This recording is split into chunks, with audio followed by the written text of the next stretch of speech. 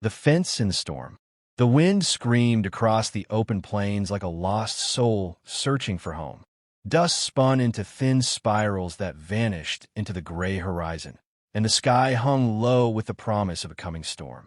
On a small, lonely ranch that sat at the edge of the world, one man lived, and for 10 years he had no company but silence. John Marston wasn't young anymore. His beard was peppered with gray, his hands were tough as leather, and his eyes carried the tired look of someone who'd seen too much. The world around him was changing, railroads creeping in, towns growing, the law stretching its hand across the wilderness, but none of that reached him. His ranch was his whole world, and his fences marked not just his land, but the boundaries of his heart. He stood on the porch that evening, the light fading fast. In one hand, a tin mug of black coffee. In the other, a half-burned cigarette he didn't much care to finish. He stared out at the endless plain, at the old wooden fence that ran along the far edge of his property, the same fence he'd built with his wife before she died. He still remembered her voice when the wind got low enough. "John, you'll lose yourself out here if you don't talk to someone," she used to say. And she was right. He did lose himself. When the fever took her, the house went quiet. Then his boy went off to fight in some war back east, and the letters stopped coming. After that, John stopped waiting for anyone. The storm rolled in just after sunset, fast, fierce, and full of anger. Rain began to fall, first in drops, then in waves. Lightning tore through the clouds, and thunder cracked like gunfire across the valley. John turned to close the barn doors when he heard something strange, a sound that didn't belong to the storm. A cry. At first, he thought it was the wind playing tricks on him. But then it came again, faint, desperate, human. He froze, heart thudding, and lifted his lantern. The cry came from near the north fence. Grabbing his rifle and hat, he stepped into the storm, boots sinking into the wet earth as the rain lashed against him. "Hello," he called out, his voice lost in the thunder. No answer, just the wind, and then suddenly movement. There, by the fence, a figure crouched low against the post.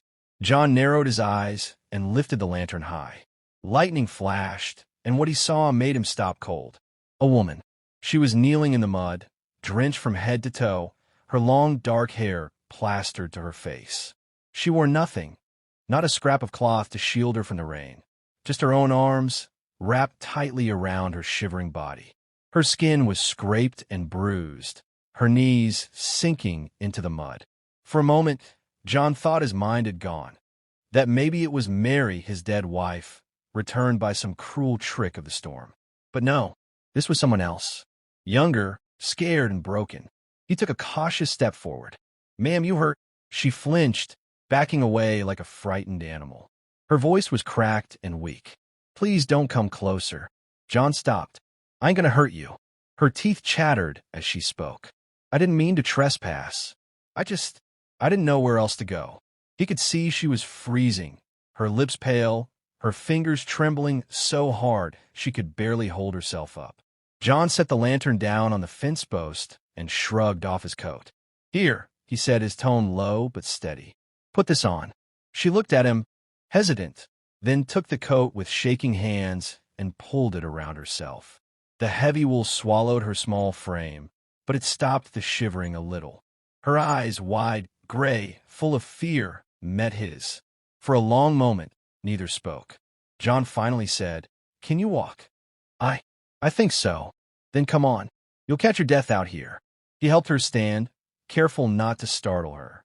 She was barefoot, her feet cut from running across the rough land. Together they made their way back to the house, rain pounding on the roof like drums. When they stepped inside, the firelight flickered across her face, revealing just how bad she looked. Dirt, blood, and exhaustion all mixed together. John fetched a blanket and handed it to her. "Sit close to the fire," he said, setting the lantern down. She obeyed, curling up near the flames, her face half hidden in the shadow of his coat. For a while, neither spoke. The rain filled the silence. John poured her a cup of coffee and handed it over. She held it with both hands, trembling. Finally, he asked, "What's your name?" She hesitated before whispering, "Anna." That your real name? A flicker of pain crossed her face. It's the only one I can remember. John nodded slowly. Where'd you come from, Anna? Her voice cracked. South. From the next county. I ran away. From what? She swallowed hard, tears glinting in the firelight. From the man who owned me. John's hand tightened around his mug. He didn't press her, but his eyes darkened. Out here, men did terrible things, and the law didn't always stop them. He'd seen enough to know that. You hungry? He asked quietly. She nodded. He got up, sliced some bread, and set it beside her. She ate like someone who hadn't seen food in days. When she finished, she looked at him, uncertain, almost ashamed. You're not going to send me back? She whispered. John shook his head. Ain't my place to send anyone anywhere. You're safe here. For now. Tears welled up in her eyes. Why are you helping me? He stared into the fire. Because someone once helped me when I didn't deserve it. The wind howled outside, but inside, the air was warm. The first warmth either of them had felt in a long time. Anna's eyes fluttered as sleep took her. She curled under the blanket, the fire painting her face in gold and shadow. John sat in his chair, staring at the flames, listening to the rhythm of the rain. The storm roared, but inside, there was something quiet, a peace he hadn't known in years. He didn't know who she was or what kind of trouble she carried. But for the first time in a decade, his lonely ranch wasn't empty. And as he sat there, the old rancher realized something strange. For the first time in years, he wasn't waiting for the past to return. He was waiting for morning. The strangers passed. Morning crept over the plains slow and gold, washing the world clean after the storm. The ranch was quiet except for the soft snort of horses and the whistle of the wind sliding through the open barn slats. Inside the house, John Marston sat at the table, hands wrapped around a mug of coffee gone cold. He hadn't slept much. Every time the wind shifted, he'd listen for footsteps or voices outside, half expecting the girl to vanish like a dream. But she hadn't. She was still there, asleep beside the ashes of last night's fire, his coat wrapped around her shoulders. When she stirred, the morning light hit her face, revealing lines of exhaustion beneath her eyes. She blinked at him uncertainly. I didn't mean to stay. Reckon you needed to, John said. Storm's gone, but you ain't ready to be out there yet. He stood, poured fresh coffee, and slid a plate toward her, bread, a few strips of dried beef, and an apple. She ate carefully, like someone afraid to take too much. When she finished, he asked softly, You remember anything more? About where you came from? Anna stared into her cup. There was a town, Ridgeway, I think. He took me there first. The man you ran from? She nodded, eyes going cold. Sheriff Mason. People think he's a lawman, but he buys women from the border camps. Says they're servants, then her voice broke. He keeps them like animals. John's jaw tightened.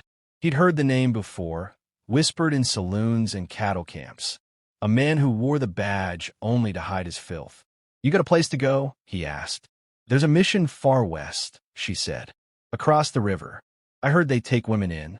I just have to get there. John looked out the window at the endless miles of empty land. That's a long ride alone. I've done worse. He studied her for a long time. You can stay a few days. Long enough to heal, eat proper. Then we'll figure something. She opened her mouth to argue, but saw something in his face, something firm but kind, and nodded. The days that followed changed the rhythm of the ranch. Anna helped wherever she could. She fetched water from the well, gathered eggs from the coop, and cleaned the dust that had long settled over Mary's old kitchen.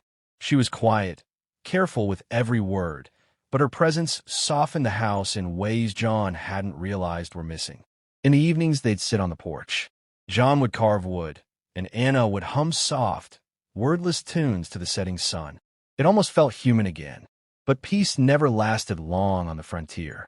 Late one afternoon, John was mending a fence post when he noticed a dark shape rising on the horizon, a lone rider coming fast.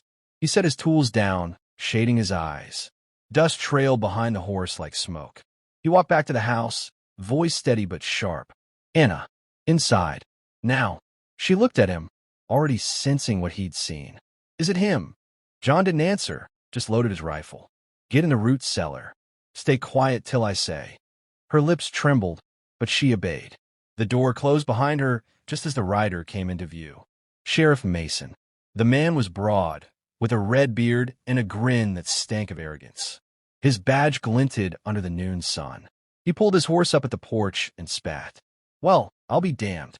John Marston. Heard you died out here alone." John stood in the doorway, rifle resting loosely in his hands. "Still breathing. What brings a lawman this far off his trail?" "I'm looking for property went missing." Mason's tone turned slick. "Young woman. Brown hair. Pretty as a sunrise. She ran off 2 nights ago." John's face didn't move. "Ain't seen anyone." Mason smirked. "You sure? Folks say you're a decent man, but decent don't last long when it's hiding stolen goods." "You call people goods, Sheriff?" Mason's grin faltered. "Careful how you talk to me. Rancher, you don't know what kind of power you're mouthing off to." John's thumb brushed the rifle's safety. "I know the kind. Seen plenty in my time." Silence hung heavy. A crow screamed somewhere out in the fields. Mason leaned forward in his saddle, voice low. "She comes back with me one way or another. So if she's here, you best hand her over before things get ugly." John stepped off the porch, boots sinking into the wet dirt. "You're on my land, Sheriff. You said your piece. Now we'll ride." Mason's smirk returned, nastier this time. "You'd risk dying for some half-naked stray? She ain't worth the trouble." John's voice was steady as iron. "Every soul's worth standing up for, even if the world's forgot how." The air crackled between them. Mason's hand drifted to his pistol, but John raised the rifle first. "Don't," he said quietly. For a moment, the only sound was the horse's breath. Then Mason spat again, turned his mount, and rode off, though not before giving John a look that promised hell would come back with him. When he was gone, John waited a full minute before opening the cellar door. Anna emerged pale and shaking. "He'll return," she whispered. "I know," John said, "but you'll be gone by then." That night, as they sat by the fire, the tension melted just a little. The rain began again, soft this time, like a lullaby. Anna looked at him through the flickering light. "You could have turned me in," she said. He stared into the flames. "Maybe I just remembered what it's like to save someone worth so fond." A tear slipped down her cheek. "You already have." For a long moment, they sat in silence. The storm outside faded to a whisper. By dawn, Anna had made up her mind. She packed the small bag John gave her, a loaf of bread, a knife, a few dollars, and a map. He saddled the gentlest mare he owned and led it to her. "You follow the river west," he said. "There's a ferry that'll take you across. Mission's 2 days beyond that." Anna looked up at him, eyes shining in the early light. "I don't know how to thank you." He smiled faintly. "You already did. You reminded me I ain't dead yet." She reached out and touched his hand. "If I ever find peace, I'll pray you do too." He tipped his hat. "Now go, before that devil rides back." She mounted the horse and turned toward the sun. For a moment, the light caught her hair, glowing like fire. Then she rode off across the open land, small and sure against the rising day. John watched until she disappeared into the horizon. The wind moved through the grass, whispering against the fence where he'd first found her. He stood there a long time, the empty silence of the plains pressing close, but it was a different kind of silence now. Not loneliness, but something gentler, something alive. When he finally turned back toward the house, the door creaked like it was greeting him for the first time in years. And though the rancher still lived alone, he no longer felt like the only soul left on earth.